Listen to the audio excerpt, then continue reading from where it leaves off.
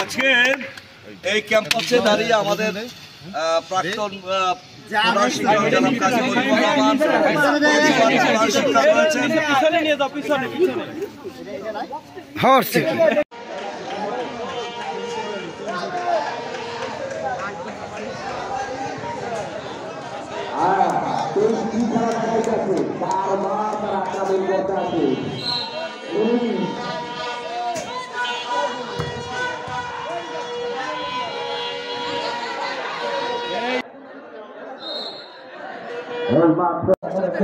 খেলা চলে উঠেছে চমৎকার আয়োজন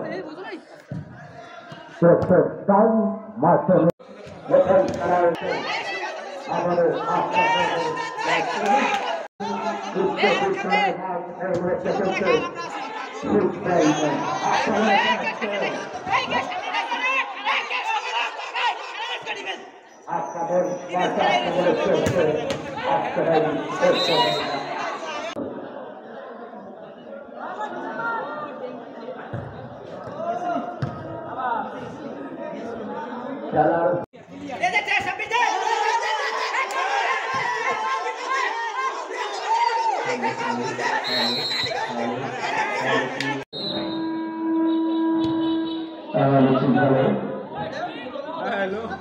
খেলার সুযোগ পাবেন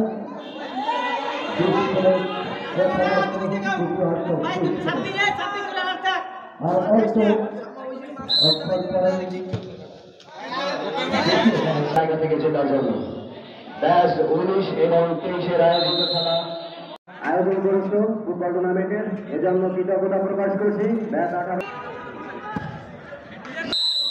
চলছে খেলা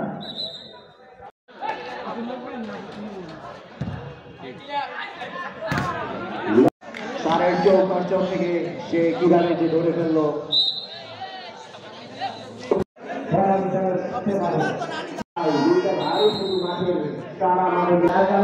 আজকে যে অনুষ্ঠানটা শুরু হয়েছে এটা যে শুধু একটি টুর্নামেন্ট তাই নয়, এটি একটি আসলে মহামিলন মেলা।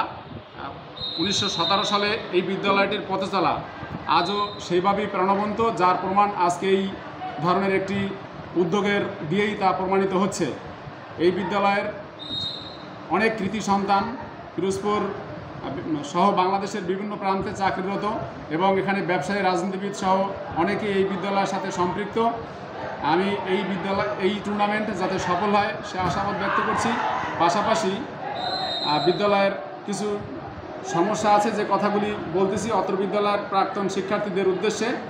বিদ্যালয়ের যে ভবনটিতে অফিস করতেছি আমরা, সেই অফিস ভবনটি পরিত্যক্ত। ইতিমধ্যেই জেলা প্রশাসক কর্তৃক আদিষ্ট হয়ে জেলা শিক্ষা প্রকৌশল অধিদপ্তর এটাকে পরিত্যক্ত ঘোষণা করা হয়েছে 2013 সনে। এরপরে মাঠে বৃষ্টি হলেই পানি জমে যায়, বালু ভরাট করা একান্ত প্রয়োজন, সংযোগ সড়ক দেওয়া খুবই প্রয়োজন, বেঞ্চের সংকট আছে। পাশাপাশি প্রাক্তন শিক্ষার্থীদের আরও বলছি এই বিদ্যালয়ের পরিবেশ কিন্তু এখন অত্যন্ত চমৎকার। আমি বলবো জেলার শীর্ষে। এখানে একটি ছেলেও ড্রেস ছাড়া বিদ্যালয়ে প্রবেশ করে না, একবার প্রবেশ করলে বিরতি ছাড়া কেউ বের হতে পারে না। এখানে সুশৃঙ্খল, কোনো মদ গাঁজার আসর বসে না, কোনো অস্ত্রের মহড়া এখানে নাই। এক কথায় বিদ্যালয়ের শিক্ষার পরিবেশ অত্যন্ত চমৎকার এই মুহূর্তে বিরাজ করছে। আমি বিদ্যালয়ের প্রাক্তন শিক্ষার্থীদের দৃষ্টি আকর্ষণ করছি, আপনাদের যদি সহযোগিতা থাকে এই বিদ্যালয়টিকে আমি শুধু উপজেলা নয় এই জেলার একটি শ্রেষ্ঠ প্রতিষ্ঠানে রূপান্তরিত করব ইনশাআল্লাহ। ধন্যবাদ।